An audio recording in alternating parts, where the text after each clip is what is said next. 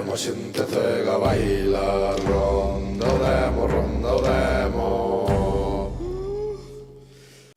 Gracias a todos de estar aquí. Me siento solo hoy porque estoy con mi compañero Alexandre Gustivo para 16 años y hoy estoy solo.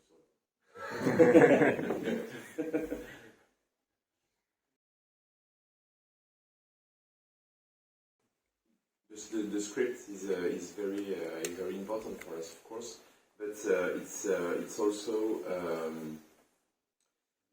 a document of work.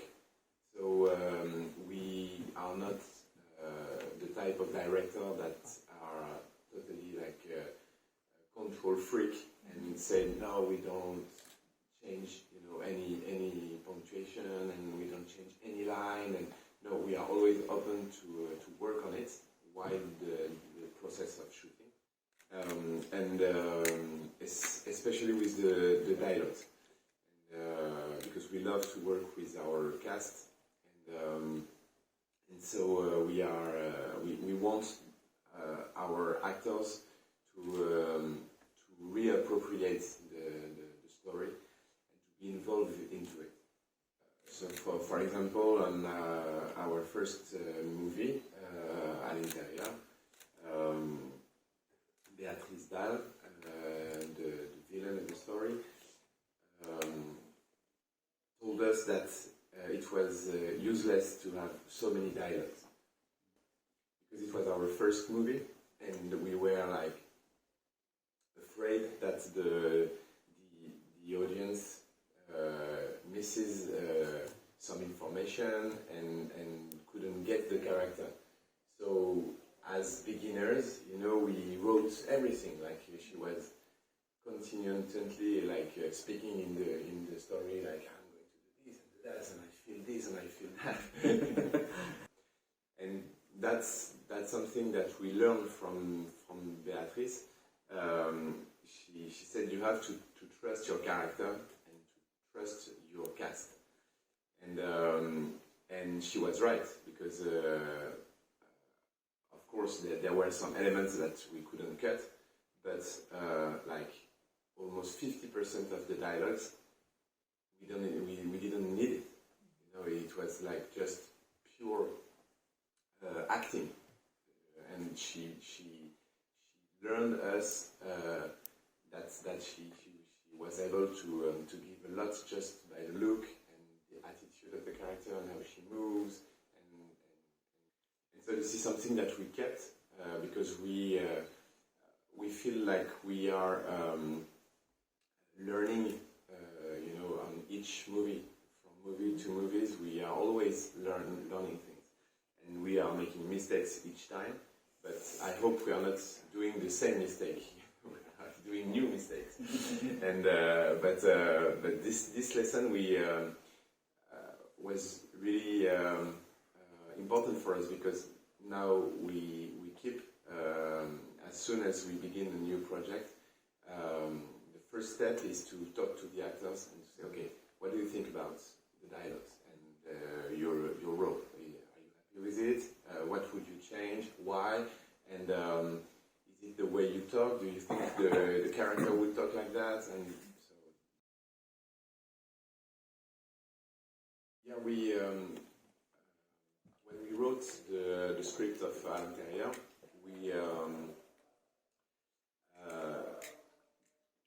the first idea was very basic slasher.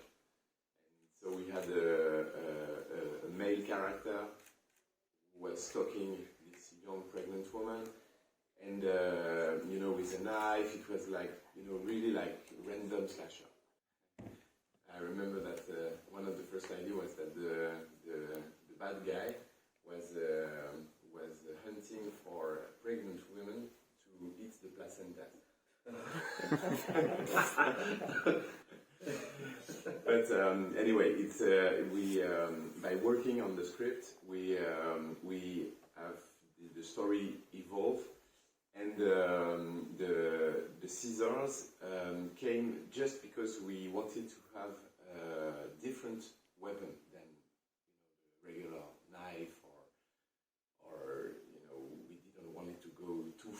because we wanted to be realistic. And so we just thought about this idea of the house survival.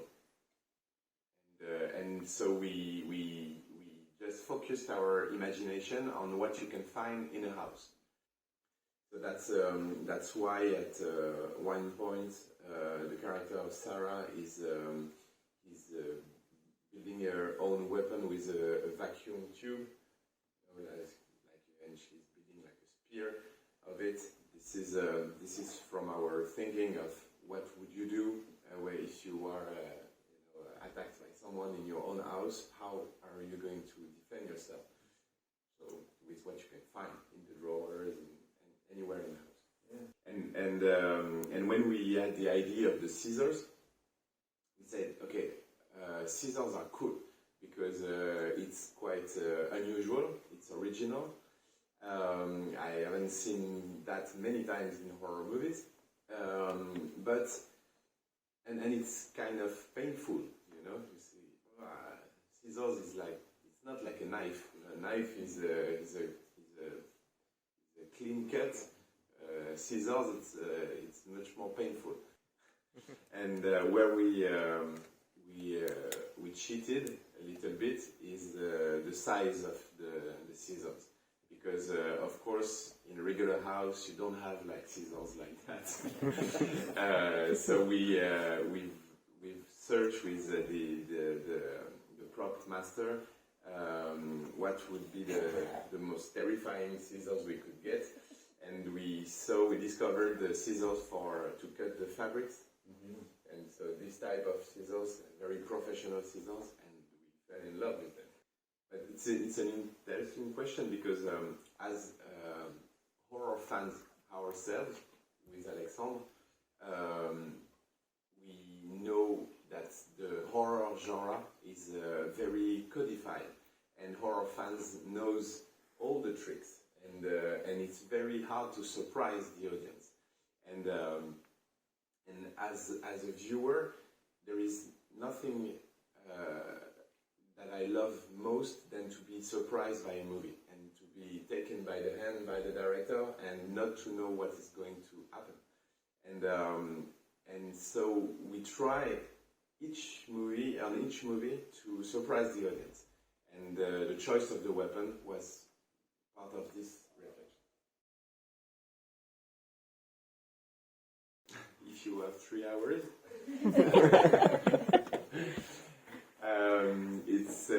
It's a long story, so I will try to make it short. But it was a long time ago. It was just after À L Intérieur. The movie was before the release was bought by the Weinstein brothers, and they offered us right away to work on the new Hellraiser.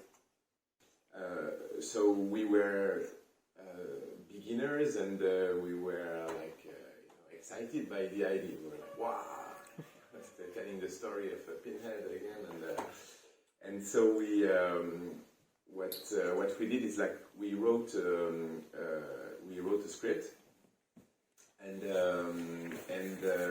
we went to New York to deal with the Weinstein brothers, and I had this funny moments that we were screening À L Intérieur in Toronto Film Festival at the Midnight Madness, and we had a dinner with George Romero, and it was a surprise for us from the director of the festival, and we were like, it was our first movie, the first festival, first trip outside of France. We were already in Candyland, wow. And I remember arriving into the restaurant, and without knowing, we were just having dinner, and I recognized George Romero on the back of the restaurant. Alex, that's Romero. And then the director of the festival arrived and said, "Oh yes, that's our table. Let's go." I was like, "What? And so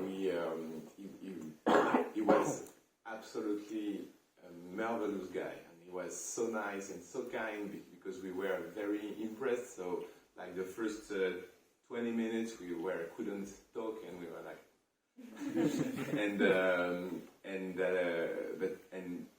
at one point, you know, we talked about the meeting in New York we had the day after. And he said, we are going to sign with Dimension, with the Weinstein brothers, to do a new Hellraiser. And George said, don't sign with the devil. And we said, okay, but that's too late now. We are going tomorrow. And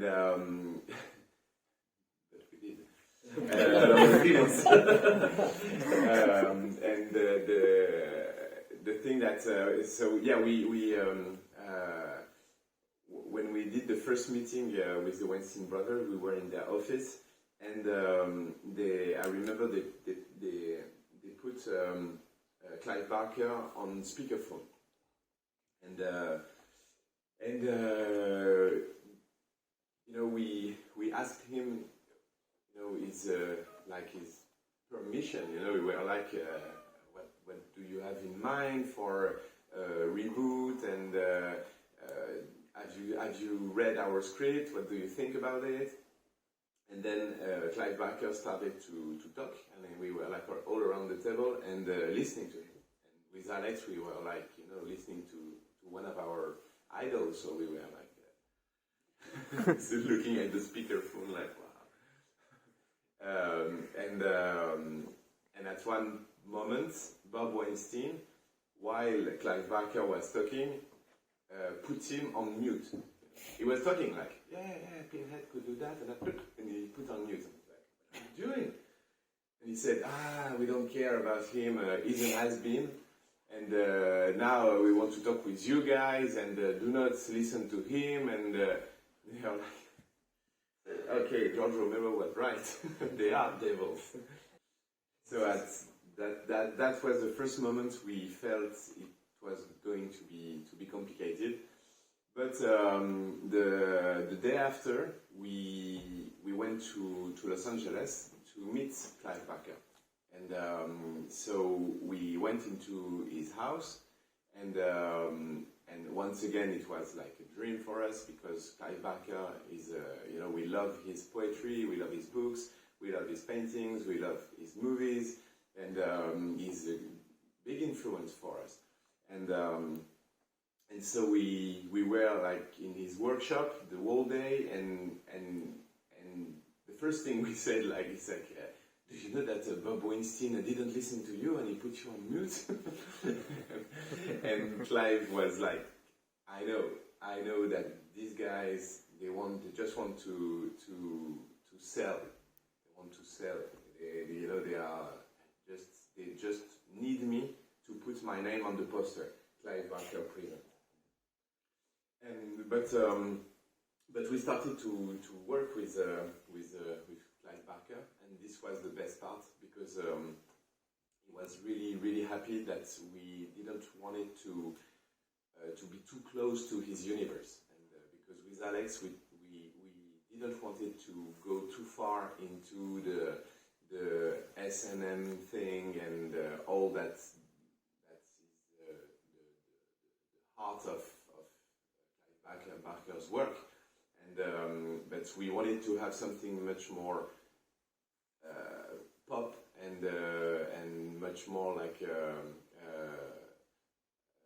an horror, but less darker than what he did, and he was really happy about that, and so he gave us a lot of ideas, and like he was like, okay, we could do this and this and this, and we were of course like writing down everything, like yeah. And for example, I remember that he gave us the idea of changing the character of Pinhead, his dress, you know, he's dressed in black, and he said, okay, let's change its outfit, and let's put a white dress like a Pope of Hell, you know, the Pope of Hell. And we're like, wow, Pinhead in white, okay, that's great.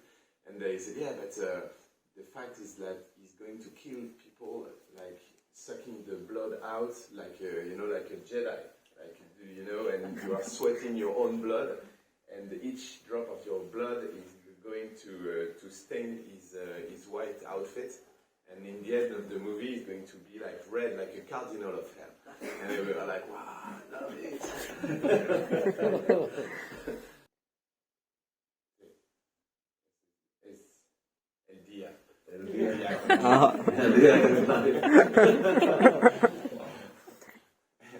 And the day before with George.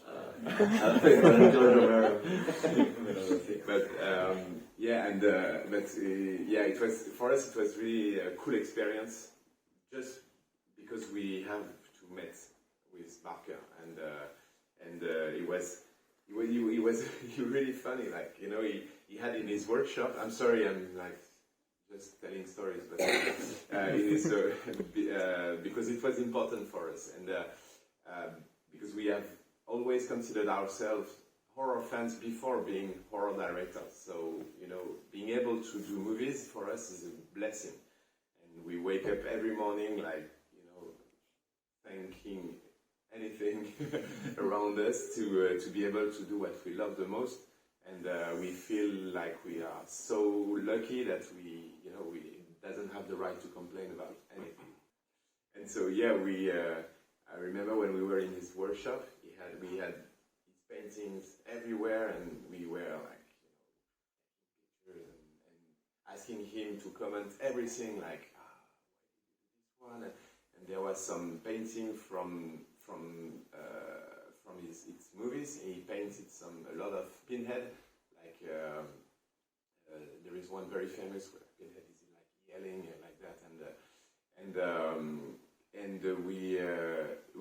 there was this small room, and he said, come, I'm going to show you a private room.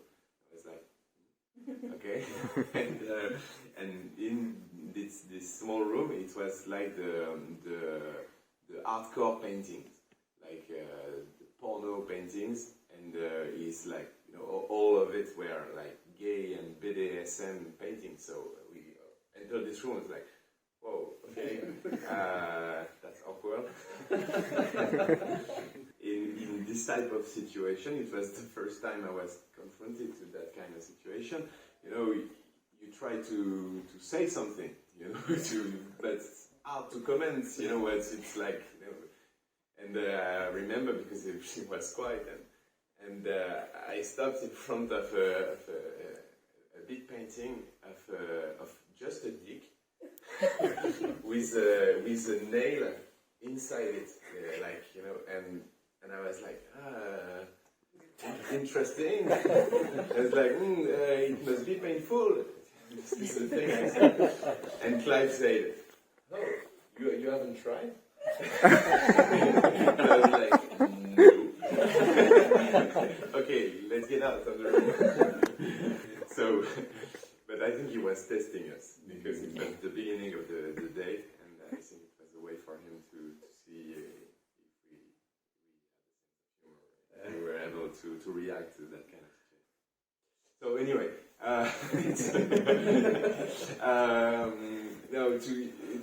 to end the story, the thing is that as soon as we signed officially with the Weinstein brothers, they said, okay, now we are going to change everything. So we said, why? We signed on our script, so why changing everything? Said, yeah, because we need to adapt it. And we said, okay, that's the regular way of doing things, so let's do it. And weeks after weeks, they changed a lot of things, and much more important things. And our story was a horror movie for grown-ups, really for adults. Yes, because our main character was a woman. She was like 45 years old, and the first note was, let's change that.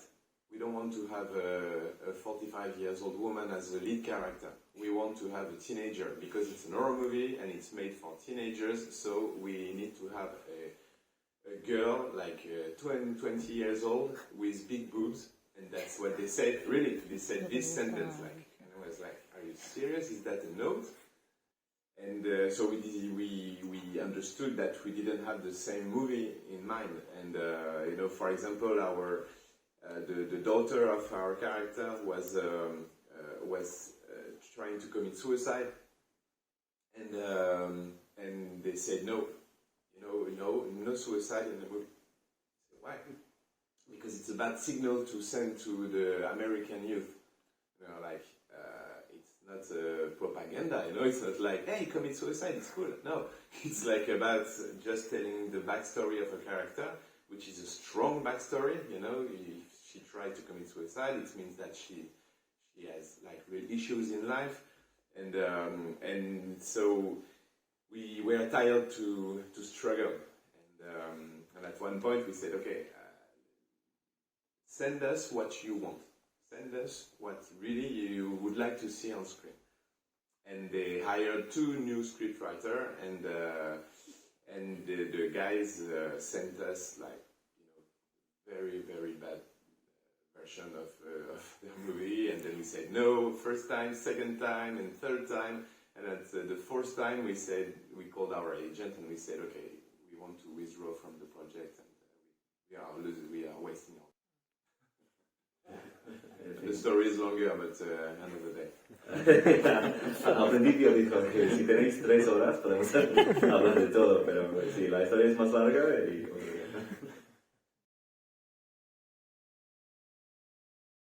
Yeah, the thing is that it was a small wave in reality, and it's just because some producers opened doors. At that time we had Canal Plus, who opened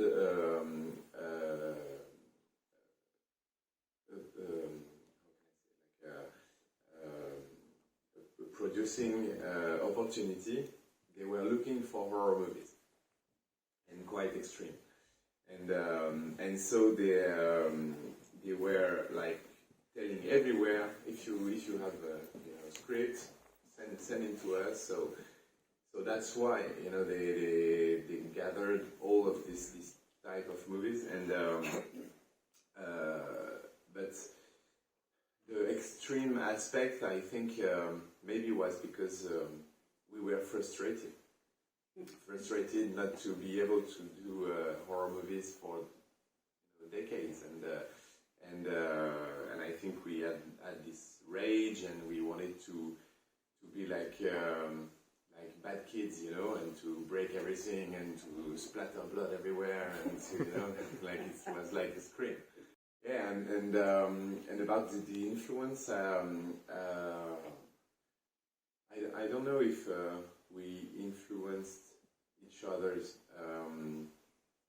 Of course, we looked at what the others were doing, and but.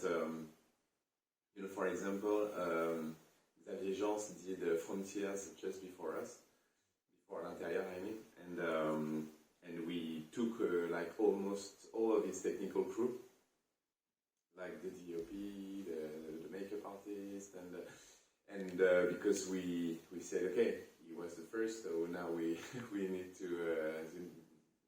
we know that it was working with his team, so. But we the thing is that we were friends, so and we are still friends now. And honestly, I always have looked at the others' project as a motivation. Like, okay, they did that. Wow, it's well made, or oh no, it's bad, or but I always watched the best ones, like Martyrs, for example, and I was like, wow, okay, we need to be at the same level. And yeah, and we are still friends now. We have, my closest friend in the business are Xavier Jans, Pascal Logier, and we are friends with Alex Ajar as well, and so. Fabrice Duvels, the Belgian director of the ordeal, and and so we it has created strong bonds towards all of these directors from this period. And I'm giving you a fun fact. Xavier Jeance is shooting his new movie right now. It's finishing in 2 weeks, and with Pascal Logier, Alexandre Bustillo, and we are going to do a cameo inside. So look at the movie, and maybe in the back you will see us.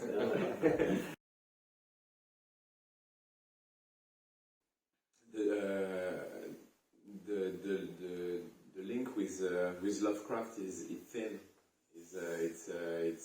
We did like a reference to it, and it's and some people were disappointed because they were expecting like Lovecraftian monsters, and but his stories are not just about the great ones, and they are also about the undescribable fear, and the fear of what is hidden and what you can't see. And this was the aspect that was interesting for us, because we wanted for this house to be a house full of mysteries, and you cannot expect what you are going to find by opening the new door. And that was the structure of the script. Like, you open door and you find a new room, and there is a new door, and you are getting inside the house like in a maze. And we the movie The Deep House is closer to Livid. If you look well, it's the stories are quite the same. And we have thought about the house, like we did for Livid, as a character. As really, the house is a character of the story, and it's one of the bad guy. It's an entity, and so they are like moving inside it, like they were exploring a corpse, like in the Joe Dante movies, like when they don't know the name, whatever. So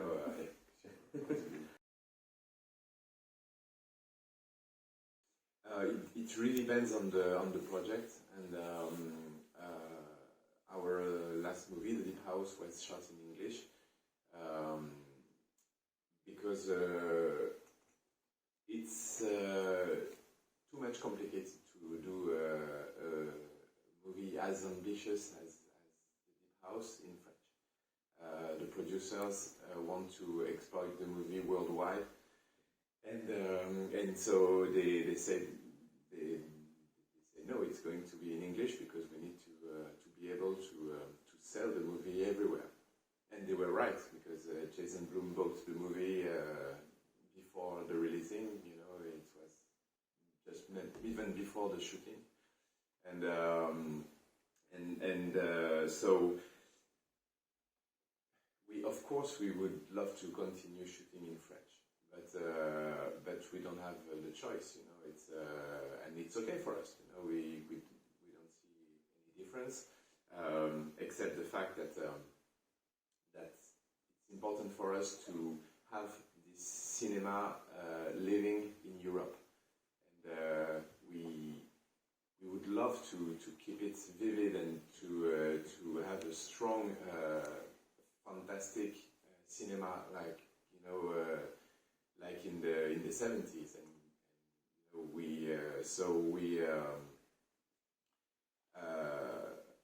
totally agree and understand what are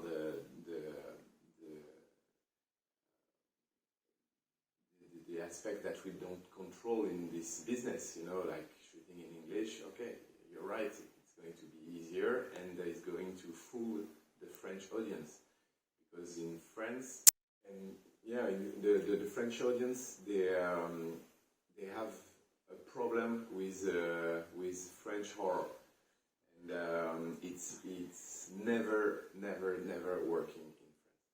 So as soon as it's in French, they don't go, they don't care.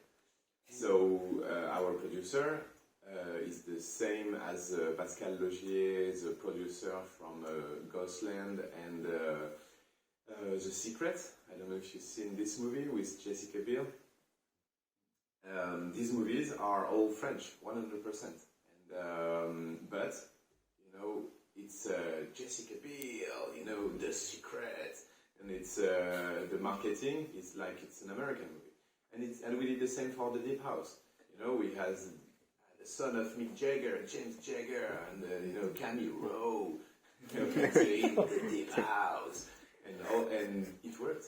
It's the biggest success we had in sixth feature with Alex, and you know, in France it was like 200,000 tickets sold, and it was the best the best result for a French horror movie, for the entire life of horror movies, French horror movies in France. I mean, French horror.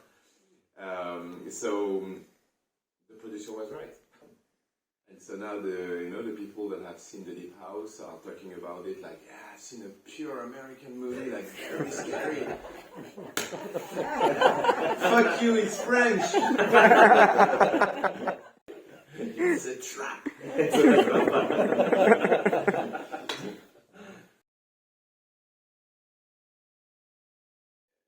In France, we have had this.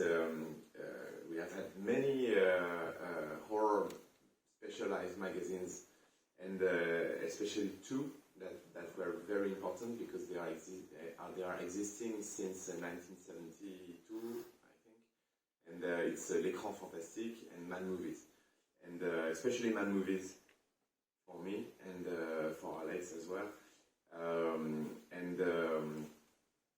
Man Movies was my first way to enter the horror world, because my older brother was reading it, and we had Man Movies issues at home, and I couldn't even read, but I was looking at the pictures, and my brother showed me the pictures from the movies, and there was at that time in that magazine at the end a page where they explained a special effect. Each month it was like, okay, for example, like a cut hand, how to do it, and they explain step by step. Okay, you have to mold it, and you have to paint it, and you have to buy fake blood and to put everything. For me, it was so fascinating, the fact that with the special effects you were able to create a world and to create and to make real what's in your mind. You know, like, you know, the dreams, the nightmares, and all the creature you can imagine. And so I was really, as a little boy, fascinated by that. And with my older brother, he was really into special effects, and I was his model. So he was training on me and trying like all of its molding stuff and the fake blood, and with the camera of my father, we tried to do we did some stop motion shorts with clays, and so all of this is due to Man Movies, to the magazine. And thanks to my brother, I remember that each year there was the carnival, and at school all the kids were like going to school dressed as princess, as cops, and police officers and firemen. And me, I was like one year with the broken nose, the other year I had a third eye here, and I was like, and every parents were like horrified, like, what the fuck is that family? Like,